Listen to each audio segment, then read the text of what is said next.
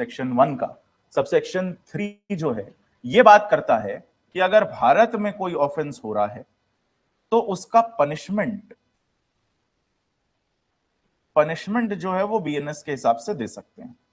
With in India अगर कोई offence commit हुआ है तो उस ऑफेंस के लिए पनिशमेंट बीएनएस के हिसाब से दे सकते हैं। फिर हमारा सबसेक्शन 4 कहता है कि अगर आउटसाइड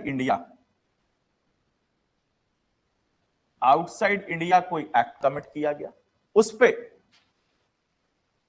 इंडियन लॉ अप्लाई होता है और ट्रायल भारत में हो सकती है,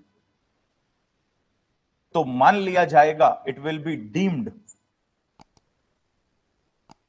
क्या deemed, as if the offence is committed within India. क्या मान लेंगे? विद इन इंडिया मान लेंगे, as if the offence is committed within India.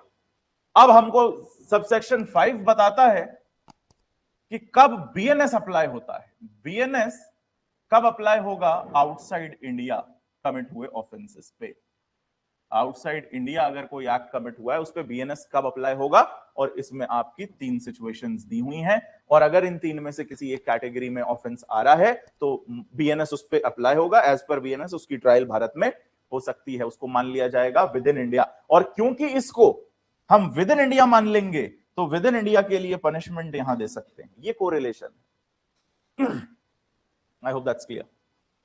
Online वालों आपके समझ में आ रहा भाई ये क्या चल रहा है?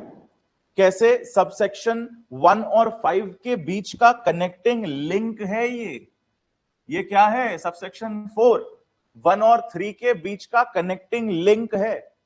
1 कह रहा है विद इन इंडिया होना चाहिए, 5 बता रहा है कि कब भारत के बाहर भी हुआ है तो उस पर भारत का लॉ एप्लीकेबल है, बीएनएस एप्लीकेबल है। और क्योंकि बीएनएस एप्लीकेबल है, ट्रायल हो सकती है भारत में, तो सबसेक्शन 4 कहता है उसको मान लीजिए, डीम कर लीजिए। ये एक लीगल फ्रिक्शन ड्रॉ हो रहा है यहां पे, लीगल फ्रिक्शन, कि मान रहे हैं हम कि भारत में हो जबकि हुआ भारत की टेरिटरी के बाहर है, लेकिन क्योंकि उस पर भारत का लॉ एप्लीकेबल है, बीएनएस उस पर एप्लीकेबल है क्योंकि भारत के नागरिक ने किया है, इसलिए हम मान ले रहे हैं कि भारत में हुआ। और क्योंकि हम मान ले रहे हैं कि भारत में हुआ है तो सबसेक्शन 3 के हिसाब से पनिशमेंट जो होगा वो बीएनएस के हिसाब से दिया जा सकता है। I hope that is clear.